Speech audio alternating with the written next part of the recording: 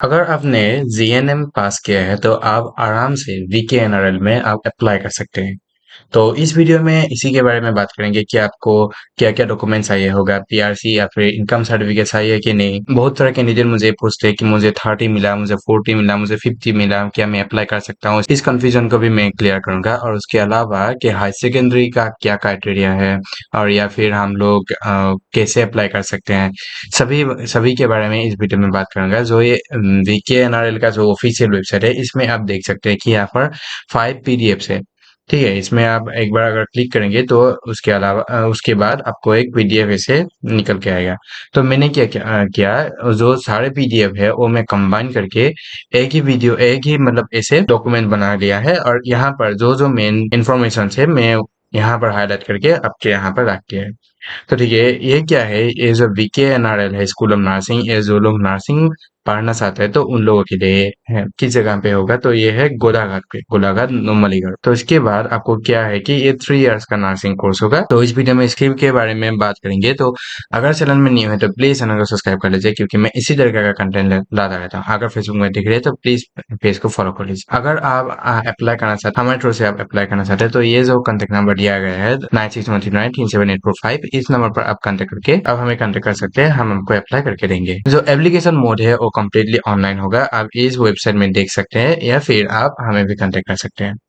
Application start हो गया 15 अगस्त से और लास्ट है इसका 24 अगस्त। इसके अलावा यहाँ पर और फीमेल कैंडिडेट ही, सिर्फ फीमेल कैंडिडेट्स ही यहाँ पर अप्लाई कर सकते हैं और परमानेंट रेजिडेंट ऑफ इंडिया होना चाहिए। एज लिमिट यहाँ पर दिया गया है कि 17 से 35 ईयर्स के अंदर आपको होना चाहिए और क्वालिफिकेशन जो है वो इंग्लिश में आपको 40%, यस मिनिमम आपको 40% मार्क्स चाहिए होगा।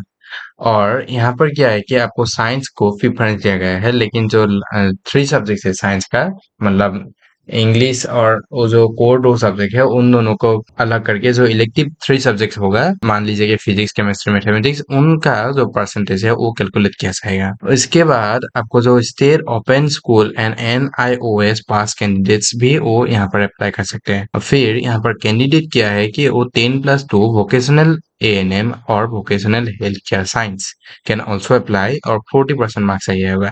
लेकिन आप अगर SC या फिर ST कैटेगरी से है तो तब आपको 5% रिलैक्सेशन भी मिलेगा। इसके बाद मेडिकल का एग्जामिनेशन होगा बिफोर एडमिशन, एडमिशन के पहले आपको एक मेडिकल एग्जामिनेशन देना पड़ेगा। इस कोर्स का एक नियम है कि अगर आप इस कोर्स में एनरोल हो गए, ज्वाइन हो गए, तो इसके बाद आप कोई भी ऐसे आप कोर्स नहीं कर सकते।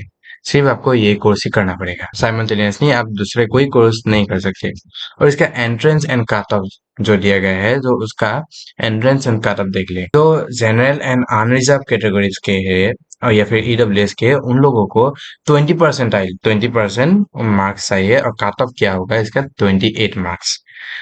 ठीक है, ST, SC, OBC या फिर MOBC या फिर दिव्यांग कैंडिडेट्स के लिए 18% होगा और कट ऑफ होगा सेम 28 मार्क्स का। इसके बाद आपका जो सीट रिजर्वेशन कोटा है वो 30% रिजर्व रहेगा किसके लिए, और रिजर्व रहेगा 3 किलोमीटर NRL जो है उसका 3 किलोमीटर के रेडियस में। अगर यहाँ पर NRL है तो इसका 3 किलोमीटर के रेडियस में जो लोग रहेंगे उन लोगों को 30% लोकल कोटा मिलेगा। उसके बाद जो गोलाघाट डिस्ट्रिक्ट है, गोलाघाट डिस्ट्रिक्ट से अगर कोई देख रहे हैं तो उनको, उनके लिए अपना ये खुशखबरी है कि उन लोगों को 30% डिस्ट्रिक्ट कोटा से रिजर्वेशन मिलेगा। और ये बात नहीं है कि आप लोग गोलाघाट से नहीं है तो आप अप्लाई नहीं कर सकते, ऐसा नहीं है। आप असम के सभी डिस्ट्रिक्ट से अप्लाई कर सकते हैं, मतलब आप इंडिया के सभी डिस्ट्रिक्ट से अप्लाई कर सकते हैं। लेकिन आपको क्या, आप गोलाघाट से अगर है तो आपको ऐसे ये रिजर्वेशन 30% रिजर्वेशन मिलेगा।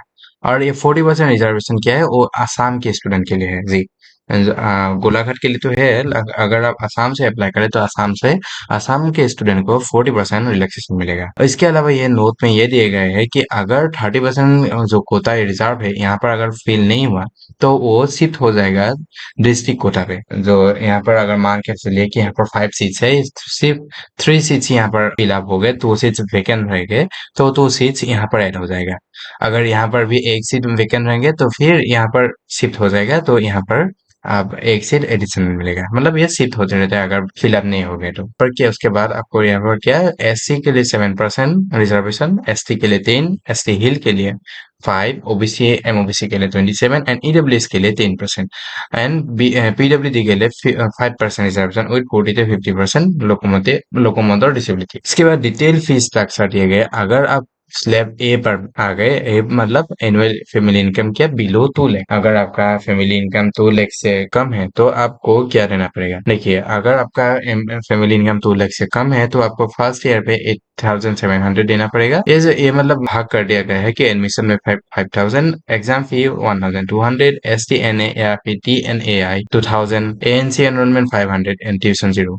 तो ये सभी को ऐड करके टोटल आपको फर्स्ट ईयर में देना 8,700 रुपीज, सेकेंड ईयर में 7,200, थर्ड ईयर में टोटल 7,200। इसके बाद आपको अगर स्लैब बी में आ गए आप तो आपको 2 लाख एंड 5 लाख के बीच में, मतलब तभी आपको फर्स्ट ईयर में 25,500, सेकेंड ईयर में 25,500 200 एंड थर्ड ईयर में 25,200। अगर आप स्लैब सी में आ गए, मतलब एबो 5 लाख, 5 लाख से आपका इनकम ज्यादा है, तो आपको फर्स्ट ईयर में 50,700, सेकेंड ईयर में 50,400 एंड थर्ड ईयर में 50,400 देना पड़ेगा यहाँ पर। और मैंडेटरी क्या है कि आपको 1,000 सिक्योरिटी डिपॉजिट देना पड़ेगा, मतलब आप एक बार पे करना पड़ेगा एडमिशन के टाइम, और कोर्स कंप्लीट के बाद आपको ये 10,000 रुपीज रिटर्न मिलेगा। And hostel fees and mess के लिए आपको 1,800 रुपीज पर मंथ पे करना पड़ेगा। और ये कैसे अप्लाई किया गया है, मतलब कैसे आप अप्लाई करेंगे, ये इस वेबसाइट पर आप जाकर अप्लाई कर सकते हैं, या फिर हमें जो नीचे दिए गए कॉन्टेक्ट नंबर है यहाँ पर भी कॉन्टेक्ट कर सकते हैं। आप घर में बैठे आसानी से आराम से अप्लाई कर सकते हैं। ठीक है, इसके बाद यहाँ पर आप डॉक्यूमेंट्स क्या क्या चाहिए। डॉक्यूमेंट्स आपको चाहिए, पहले तो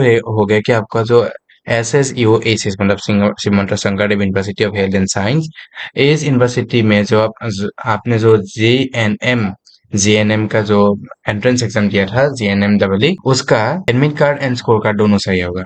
उसके बाद आपको एज प्रूफ एंड सर्टिफिकेट के लिए birth certificate, SSC admit card या फिर SSLC पास सर्टिफिकेट यहाँ पर चाहिए होगा। इसके बाद यहाँ पर जो परमानेंट रेसिडेंट सर्टिफिकेट है, मतलब PRC, तो PRC यहाँ पर देना पड़ेगा। उसके बाद आपको कास्ट सर्टिफिकेट, या फिर आप ST/SC है और यह कास्ट सर्टिफिकेट, और आप OBC है तो आपको कास्ट सर्टिफिकेट एंड NCL दोनों आपको देना पड़ेगा। EWS सर्टिफिकेट देना पड़ेगा, डॉक्यूमेंट्स प्रूविंग क्लास 10। यहाँ पर आप इस सर्टिफिकेट में आप क्या दे सकते हैं कि क्लास 10 का मार्कशीट या फिर एडमिट को भी देख सकते हैं, या फिर यहाँ पर फिर से आपको क्लास 10 का मार्कशीट, क्लास 12 का पास सर्टिफिकेट एंड मार्कशीट। देखिए, अगर आप न्यू बोर्ड से है तो तब आपको पास सर्टिफिकेट तो आपके पास नहीं होगा, सिर्फ मार्कशीट ही होगा। तो कोई बात नहीं, आप वो मार्कशीट से भी काम चला सकते हैं, पास सर्टिफिकेट का कोई जरूरत नहीं है। अगर आपके पास है, आप ओल्ड बोर्ड से है, मतलब सेवा या फिर ASSC, तब आपको ये पास सर्टिफिकेट दे सकते हैं। यहाँ पर आ गया कि जो दिव्यांग कैंडिडेट होगा उन लोगों के लिए ये मेडिकल बोर्ड सर्टिफिकेट देना पड़ेगा। इमेज कैसा है, आपको रिसेंट पासपोर्ट फोटोग्राफ और उसके बाद कैंडिडेट सिग्नेचर। यहाँ पर merit list, verification and admission rules दिया गया है कि शॉर्टलिस्टेड कैंडिडेट मस्ट अटेंड, आपको क्या है कि 3 signature photocopies and 5 recent passport size photos चाहिए होगा। और फीस जो है वो एडमिशन के वक्त ही आपको देना पड़ेगा। 1 वीक के अंदर अंदर आपको यहाँ पर अटेंड करना पड़ेगा।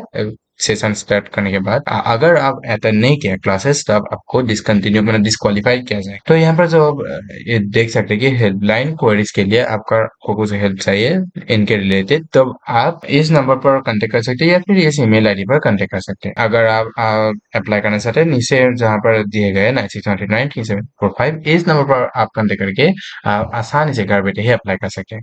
तो वीडियो इतना तक ही था। अगर थोड़ा सा भी हेल्पफुल लगा प्लीज चैनल सब्सक्राइब कर लीजिए, क्योंकि मैं इसी तरह का कंटेंट लाता रहता हूँ। अगर এই ভিডিঅ' আছামিজ में देखना চাইছে, আছামিজ লেংগুৱেজত বা অসমীয়া যদি চাবলৈ বিচাৰিছা, তেতিয়াহ'লে তোমালোকে डिस्क्रिप्शনত দিয়া আছে বা মোৰ চেনেলটোত ভিজিট কৰি চাব পাৰিবা। मैं यही बोला कि अगर आप ये वीडियो असमिज में देखना चाहते हैं तो असमिज वीडियो का लिंक डिस्क्रिप्शन में दिया गया है, तो आप वहां पर भी देख सकते हैं, या फिर आप मेरे चैनल में भी देख सकते हैं। तो वीडियो इतना तक ही था। अगर थोड़ा सा भी हेल्पफुल लगता है तो प्लीज चैनल को सब्सक्राइब कर लीजिए, और अगर आप फेसबुक में देख रहे हैं तो प्लीज पेज को फॉलो कर लीजिए। तो मैंने वजह से क्या, साइनिंग ऑफ।